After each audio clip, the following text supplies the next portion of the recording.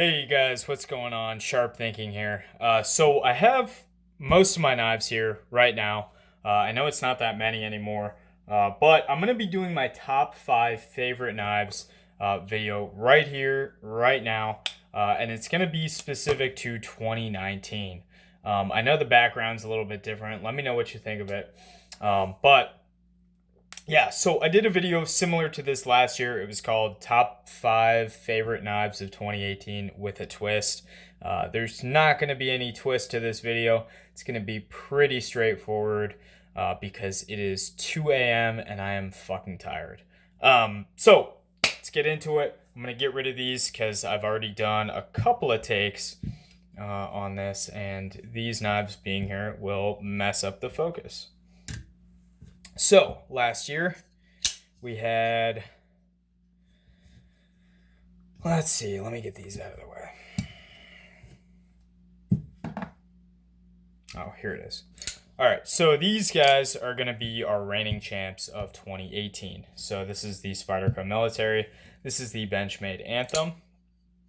Both of these knives were in my top 5 of 2018. These are the only 2 knives I have left from 2018. Everything else, no joke, everything else has been sold and is no longer in my possession, which is always interesting. I like seeing what sticks around for other people. I thought I'd show these 2 off. They've been around for a year plus. That's pretty impressive for a guy like me. So yeah, let's get into it. First knife that really blew my mind is this, what is this? Microtech LUDT. Let's see. It's too shiny. Here, let me get the other. So this is a knife that Nero Knives recommended I check out. And I'm so glad I did. Because what a great EDC knife this knife is. Super thin in the pocket, as you can see. Ergos are pretty good. The grip is a little cramped. But the cutting performance is really what makes me love this knife so much. Aside from it being manufactured by one of my favorite companies, Microtech. I mean, it's fast. It's a cool knife. Cuts really well. This is actually the thinnest knife behind the edge out of any of my own as of right now, including the Manly Wasp, which it beats by actually a pretty good amount. This one is new, this LUDT, and it is very, very thin. I think that's a 17-degree bevel on this one. And then 17 as well here. So I sharpened a bit of the steel off just because the M390 was kind of giving me problems. But that's knife number 1, the LUDT. Knife number 2. Why don't we go to the SNG. So most people are familiar with this. It's what people oftentimes will compare to the XM18 and the Sabinza 21. It's the Strider SNG. This knife barely made it in. And I can tell you exactly why it's in here. Strictly off of the ergos when choked up and the cutting performance. Other than that,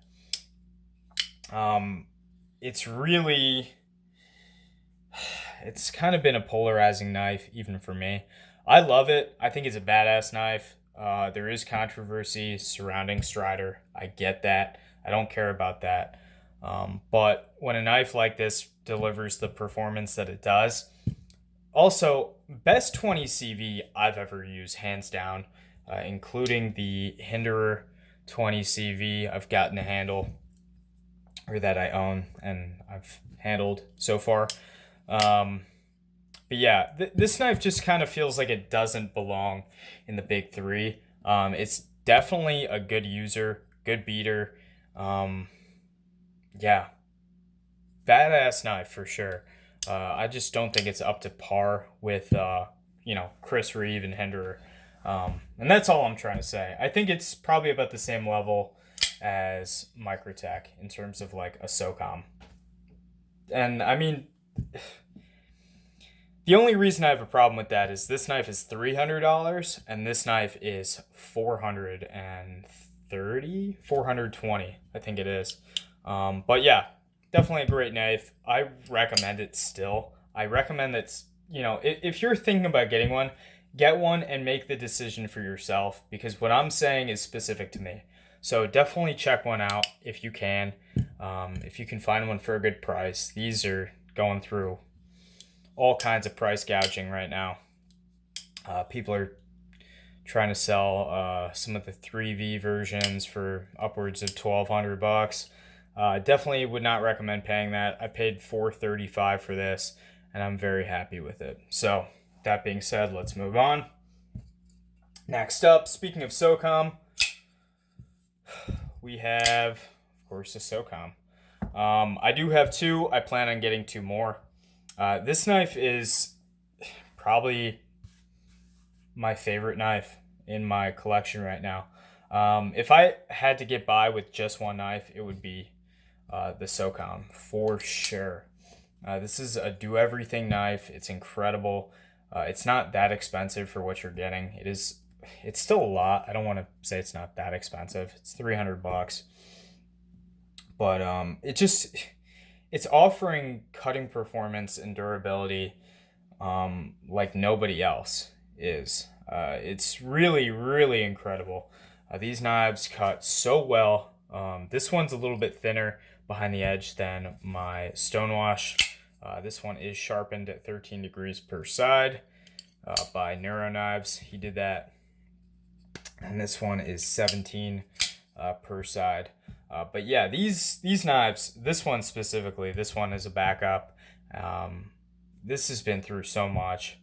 I ripped out a bathtub with it. I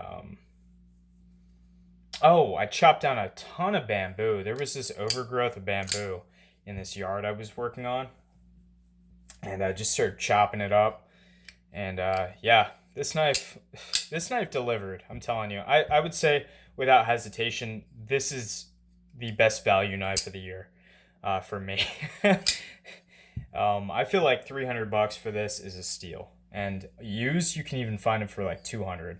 So I highly, highly, highly recommend these. Next up is going to be the Zahn. So CRK. Let's talk about CRK real quick. All of the knives I own by them, and I have 3 as of right now. I have 2 Sabenzas and 1 Zahn. I would like to get a Wilson Combat Zahn. If you have one, hit me up. But all of them, when I take them out of the box, I'm not impressed at all. And it takes carrying and using them for me to gain appreciation for them. And I think that speaks a lot to Chris Reeves' design philosophy is so purposefully done. Sure, the knives might be a little bit boring. I think that they're boring. I'll just say it. It looks like a generic folding knife. At least the Sabenza does. The Zahn is a little bit more styled up, I guess you could say. But once you get these knives in hand and in the pocket and you start using them, it's like a light bulb goes off. And everything is, given context. Everything makes sense. There's nothing that, no huge complaints I have about any of these knives or any Chris Reeve I've ever handled. Is that the case with any other company? Not really. But yeah, the Zahn for me wins out over the Sabenza by a margin. I think it's a little bit more comfortable in hand, and I don't know, it's just a little more interesting to me. And also, this is going to be surprising. I don't like steel lock inserts at all. I love this ceramic ball interface that the Zahn has.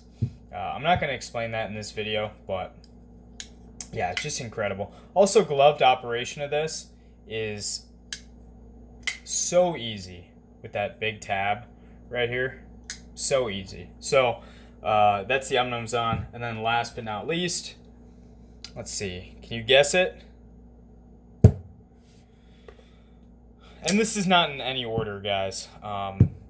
Hinderer XM18. I love the Hinderer XM18. These knives are made by Rick Hinderer, or not made by Rick Hinderer. They're watched over. Here's a Hinderer pen. I'm a big Hinderer nut. Rick Hinderer oversees production of these knives. I don't know how much he has to do with them being manufactured directly, but everything is done in Ohio. I'm from Ohio. I think that's badass. Here's another Hinderer. This is an XM Slippy, so it's in the XM series. But the XM18 has really impressed me. From the Gen 4 to the Gen 6, this knife, I've never come across one that is fucked up. And like there's some, like a lot of times the Striders, now I just shouted out Strider in this very video. A lot of times you get a Strider and you're like, the lock is sticking so hard and you're like, you literally have to send the knife in. I've never come across a Hinderer or a CRK where out of the box you have to send it in. I think that's very rare. This is a Gen 6 skinny. It's offering a little bit better cutting performance. It's ground a little bit thinner. I'd say probably about as thin as an Anthem or a PM2 or military. I guess they're all, the PM2, military, and Para 3 are all the same. And then I have this Gen 4, which I love the Gen 4. I think I like the handle of the Gen 4 a lot better. I like Teflon washers. I like not having a lock insert like the Gen 6 has. But, I mean, I can live with it for the extra cutting performance. Action on these is actually very, very similar. So, not a huge difference there. And then this guy I got right at the end of the year. Or, no, not right at the end of the year. I don't know why I said that. I got this right in the middle of the year. And this is just a little slip joint, XM18. It's most similar to basically what you have is you have a 3-inch non-flipper with no lock. And that's basically what this knife is. It's just a little slip joint. Very people-friendly, great cutter. And this, I have to say, would be an honorable mention for my top 5. So yeah, guys, Hinderer is number 5 of my top 5 favorite knives of 2019, or the XM18 3.5. So with that being said, I'm going to end the video here. Thank you guys so much for an amazing 2019. I don't even know how many subs I've gained, how many interactions I've had, but thank you for all of them, both positive and negative. And yeah, I will keep the videos coming. I appreciate you guys, and I will see you in the next video.